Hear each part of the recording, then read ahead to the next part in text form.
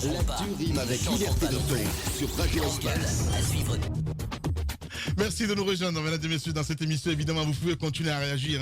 Le numéro s'affiche juste en bas de l'écran. Si vous nous regardez à la télévision, si vous nous écoutez à la radio, c'est le 00224 657 39 13 13. Avec plaisir, nous allons faire lecture de quelques messages un peu plus tard dans cette émission. À la une, il faut le rappeler, vers une recrudescence de l'insécurité en Guinée, il le disait Titi. À nouveau, des cas de braquage à main armée et d'assassinats sont signalés à maints endroits, de Conakry notamment, il faut le dire. Un jeune âgé d'une vingtaine d'années, du nom de Abdul Karim Silla, en a déjà fait les frais. Son corps a été retrouvé donc avant-hier, samedi 21 septembre, à Kakimbo, quartier où il résidait. Il a quitté donc le domicile familial vendredi à 5 heures pour se rendre donc à son lieu de travail. Et depuis, il n'est plus revenu. Mesdames et messieurs, on essaie de comprendre ce matin, il faut le dire. Que sait-on de ce qui est arrivé donc au jeune Abdul Karim Silla? La police a-t-elle ouvert une enquête à ce sujet? Madame Kanissine Silla tente donc de la victime depuis la France. Elle interviendra en direct dans notre émission. C'est un soutien non négligeable de la cause du projet donc de nouvelle constitution cher au camp présidentiel. Le patronat guinéen, tenez bien, constitué de 3 organisations au terme donc d'une concertation élargie, apporte, dit-on, son onction à un changement de constitution en Guinée, comme si c'était normal, à condition qu'il soit associé donc à la rédaction de nouveaux textes fondamentaux. Eh bien oui, ainsi va la Guinée. Baba Diané, si tout va bien, eh bien, il va intervenir ce matin chez les grandes gueules. Finalement, Ismaël Keita, Ismaël Keita, président du PAG, du patronat de Guinée. Voilà. Nous allons voir. Bien. Ceci dit, Titi, vous parlez du chronogramme législatif. Oui, moi j'ai du mal à comprendre ce qui se passe franchement avec ce chronogramme qui nous a été présenté par la CENI, en tout cas, et cette date qui a été annoncée par le président Maître Salif Kébé, qui était allé donc annoncer cette date au Premier ministre la semaine dernière, en début de semaine. Il prévoit que les élections législatives peuvent se tenir à la date du 28 décembre. Que nous sommes à un peu plus de 100 jours ou approximativement 100 jours de cette date. Vous vous rappelez, la CENI, au sortir d'une retraite à Kindia, s'était donné un délai de 235 jours pour arriver à organiser ces élections législatives, à condition, à partir du moment où toutes les contraintes, à la fois financières, techniques, matérielles et autres, étaient levées. On se rappelle qu'il n'y a que quelques jours, dans la foulée de la communication du Premier ministre et du Président et du Premier ministre, tout le monde a senti que le président Alpha Condé tenait à ce que ces élections se tiennent d'ici à la fin d'année 2019, que la machine s'est mise en branle. À sa suite, le Premier ministre a tenu un discours dans lequel il a aussi évoqué ces élections législatives, en appelant tout le monde à venir en discuter à sa table. Le président de la CENI, plutôt une délégation de la CENI, va être la première à être reçue. Et au terme des discussions, le président le président Salif Kébé avait promis que une date serait fixée, serait proposée par la CENI une semaine plus tard. C'est ce qui a été fait. Mais on sait dans quelles conditions cette date elle a été accouchée. Cette date, elle n'est pas consensuelle. 7 commissaires sur 17, tous donc issus de l'opposition, ont expliqué dans les médias que la date qui n'avait pas été associée, cette date n'a pas été convenue en plénière. Les discussions devaient avoir lieu autour de cette date et de ce chronogramme en plénière pour qu'il y ait quand même un consensus là-dessus. C'est que cela n'a pas été fait. Aujourd'hui, quand on regarde ce chronogramme dont on a une copie ici, on se rend compte qu'il y a du retard, alors du sérieux retard sur ce chronogramme.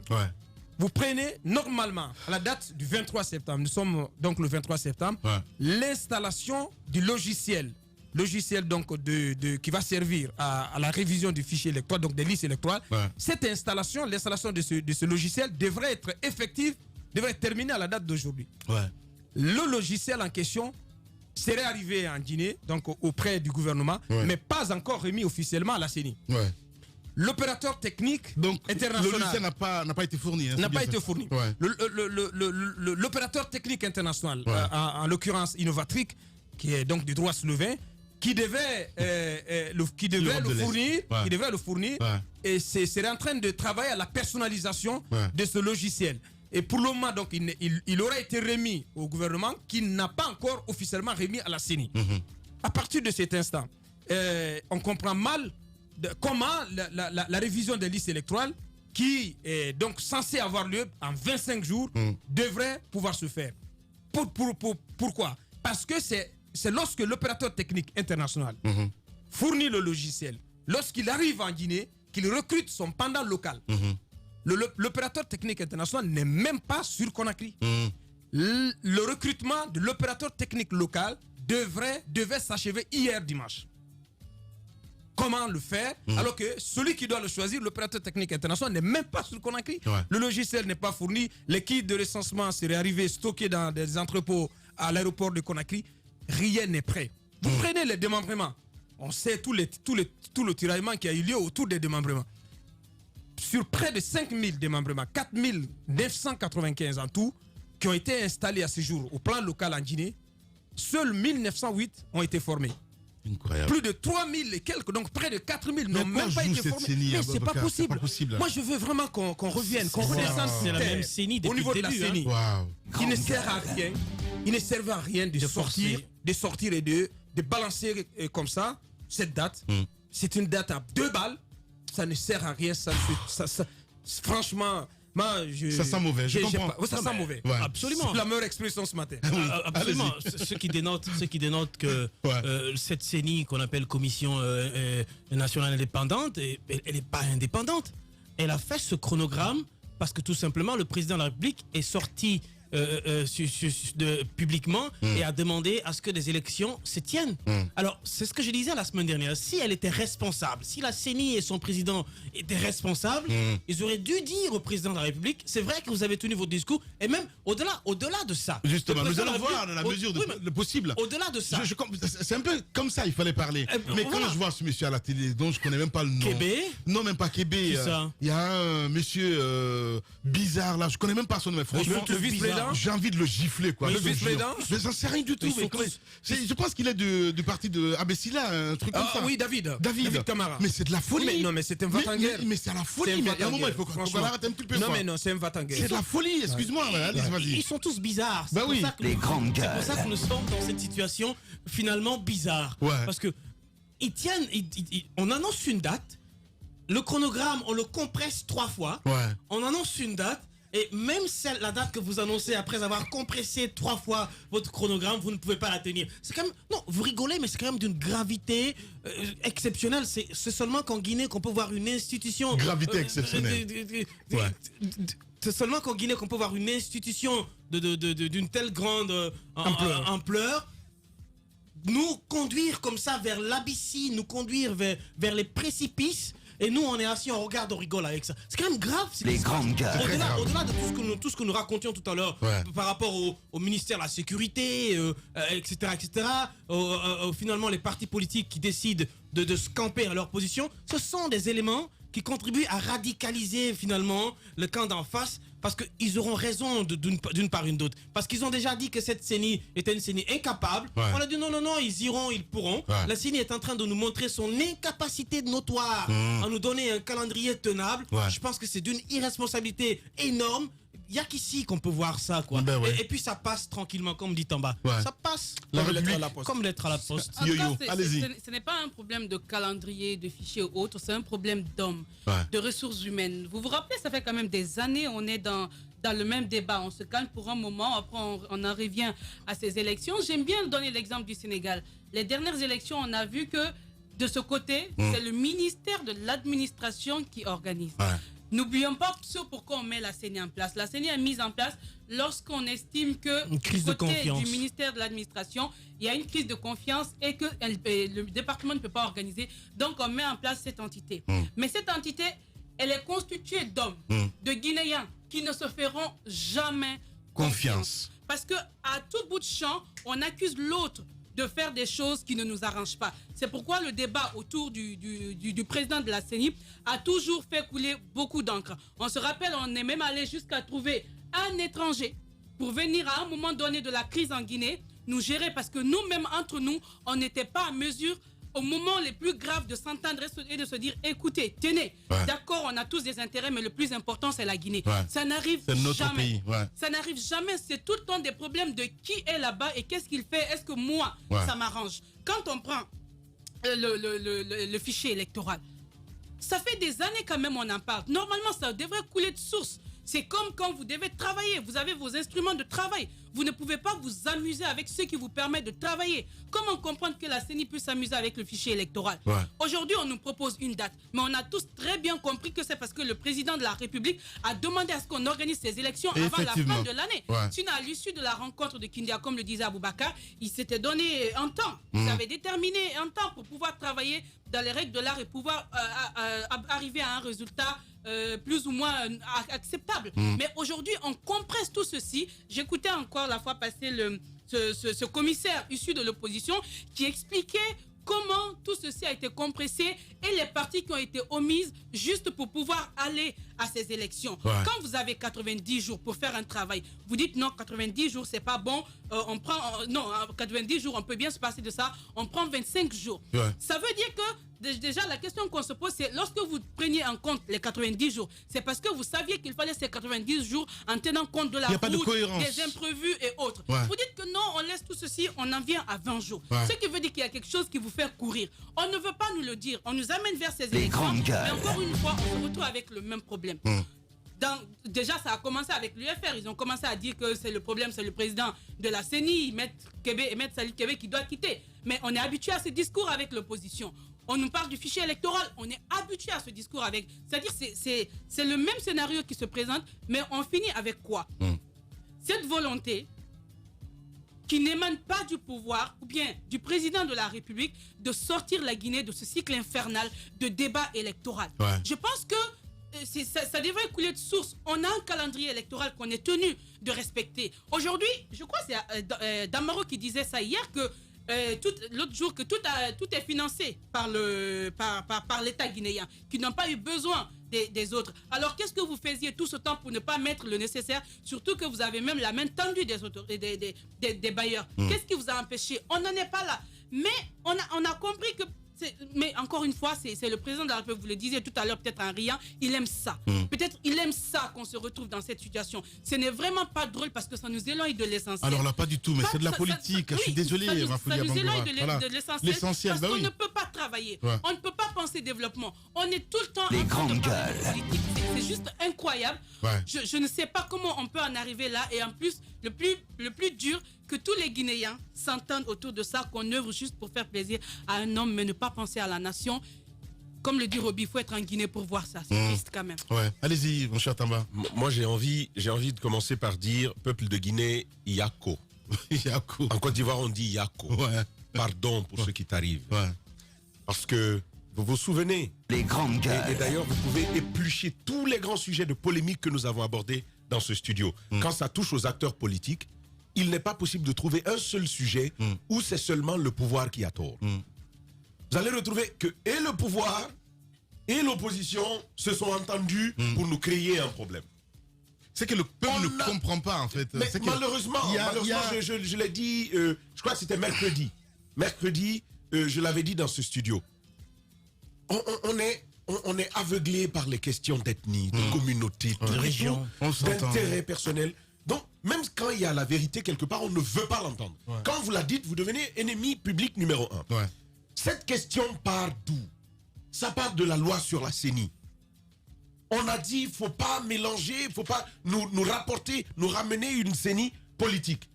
On dit non, ça peut marcher, on va faire une CENI bipartite, opposition, mouvance, d'abord tripartite, ensuite on va ajouter la société civile. Le leadership sera tenu par un représentant de la société civile. Et voilà ça. On avait eu ça, et puis voilà à nouveau ce qu'on nous resserre. On est en train de tomber, en fait, on retombe toujours au même endroit. Au même endroit. L'opposition va encore se lever. D'ailleurs, ça a déjà commencé. Comme Alpha Condé n'entend que le langage de la rue, sortons à nouveau dans les rues. Qui sait ce que ça va nous rapporter encore? Mais on peut le refaire parce que nous sommes face à un peuple qui croit et qui suit. Malheureusement, voici la vérité. Maintenant, sur les questions sérieuses que soulève Aboubakar Diallo autour du chronogramme, moi, je veux même commencer par poser la question de Innovatrix. Parce que vous vous rappelez, il y avait du débat, il y avait du questionnement autour de ça. Maintenant, Innovatrix, va-t-elle vouloir jouer un jeu d'autonomie sur le recrutement de l'opérateur local? Ou est-ce que ça va faire le jeu du pouvoir? Moi, je veux bien comprendre dans quelles conditions, j'ai envie de savoir, dans quelles conditions est-ce que Innovatrix a finalement été retenu. Parce qu'au départ, il y avait du bruit sur le processus même de recrutement de Innovatrix. Ouais. Pourquoi ces retards? Un opérateur qui va vous faire un travail sérieux, on vous dit c'est à telle date qu'il est censé livrer un logiciel. Mais il faut déjà commencer à douter du sérieux d'une telle entreprise. Une entreprise internationale qui contracte avec un État. Moi, je pense que le minimum, et d'ailleurs c'est un critère d'appréciation sérieux, le respect des délais. Ouais. Est-ce que ça, c'est déjà un bon signe? Je voulais peut-être préciser que Innovatrix se retrouve pris au piège de l'agenda qui lui a été imposé par le président de la CENI. Innovatrix était en train de travailler à son rythme. Et il n'y a que la semaine dernière qu'une date est sortie du chapeau de Maître Kébé. Et finalement, on veut lui imposer une cadence qui n'est pas la sienne. Aboubacar, ça me surprendrait que le président, que la CENI, qui n'est pas spécialiste dans la conception d'un logiciel, puisse sortir un calendrier et des délais sans écouter sans écouter le prestataire. Non. C'est mal connaître le Guinée. C'est comme le discours du président de la République lorsqu'il sort devant la nation et met la pression sur les acteurs en leur disant moi. Pas moi. J'ai bien compris. Je veux les élections, d'accord. Moi, je veux les élections avant fin 2019. Sans avoir pris langue, certes, avec la CENI, sans avoir pris langue avec Innovatrix, sans avoir pris langue avec tous les acteurs. Le roi alpha. C'est ça. Sans avoir pris langue, sans interroger tous les acteurs qui sont concernés par l'organisation de cette élection pour peut-être lui dire, monsieur le président de la République, c'est pas faisable. Voici un chronogramme tenable. Lorsque vous allez tenir votre discours, dites aux Guinéens que je veux les élections, mais à telle date raisonnable. Mais non, il n'a même pas le dire. Il sort devant la télé. Il dit moi, je veux les élections. Il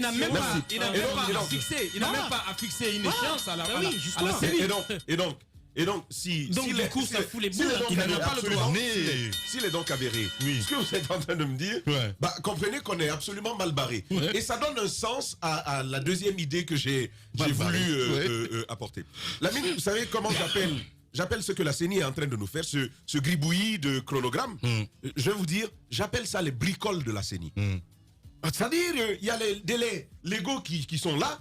On se dit non, ça c'est un peu trop long, faut couper ici, on coupe. On dit racoler encore, on apporte, on joint les deux ensemble. Il y a d'autres délais, il y a d'autres processus, d'autres étapes, pardon, où on dit bon non, ça, on fait du bout à bout. Cette étape c'est vrai, la loi dit que c'est bon, mais non, c'est pas bon. Enlever, on enlève. Donc on en supprime certaines et on se retrouve dans une sorte de bricolage électoral qui est en train de nous mener là où vous savez que ça va nous mener. Et quand même, cette question a été soulevée. Qu'est-ce qui presse? On a déjà retardé. Quand vous avez retardé, faites bien les choses. On a quand même 2020 qui est là. Pourquoi ne pas le faire en janvier? Il y a ces possibilités. Mais je vais terminer, Roby, si tu permets, sur un dernier élément. Moi, je pense qu'il faut à chaque institution, donc à ces hommes, parce que c'est à ces hommes que je veux parler, pour garantir l'indépendance, institutionnelle dont on nous parle si souvent. Je pense qu'il faut à chacun des responsables une certaine indépendance morale. Une certaine indépendance morale. Je ne dis pas morale suivant l'acception juridique. Je dis morale comme la morale, comme une valeur. Je pense qu'il nous faut cette indépendance. L'intégrité. Parce que, Lamine, il faut quand même, il y a une question qu'il faut se poser. C'est-à-dire, quand j'aurai fini de faire tout ça, qu'est-ce que je vais dire demain? Qu'est-ce que l'histoire en dira? Justement. Je pense que ça, c'est une question que tous ceux qui ont une portion de responsabilité dans notre État doivent se poser. Si on ne peut pas se poser une telle question d'une manière autonome et responsable, moi, je pense qu'on n'a rien à faire à être un des responsables des organisations et des institutions qui gouvernent cet État. C'est mon avis. Non, je voulais toujours dans la logique de dire qu'il y a du sérieux retard déjà sur ce chronogramme. Vous savez que normalement, ce qui est prévu dans ce chronogramme, la fin de l'opération de révision des listes électorales, elle est prévue pour le 30 octobre. Vous savez, la CENI prévoit donc de compresser ce délai de 90 jours lorsqu'on est dans une opération de recensement normale, donc ordinaire, de compresser ça en 25 jours. Donc tous les opérateurs, vous savez, il y a plutôt tous les électeurs. Il y a ceux qui sont dans la base de données, donc un peu plus de 6 millions, et ceux qui sont arrivés à majorité, on estime à environ un peu plus de 2 millions. Donc il y a 8 millions de Guinéens qui doivent être recensés. C'est la folie. C'est la folie. Bienvenue. Les GG à l'indépendant. Radio Espace, les grandes gueules. Leur spécialité, c'est la démesure totale. Tant qu'ils ne changeront pas, nous ne changerons pas non plus. Les grandes gueules, à suivre tous les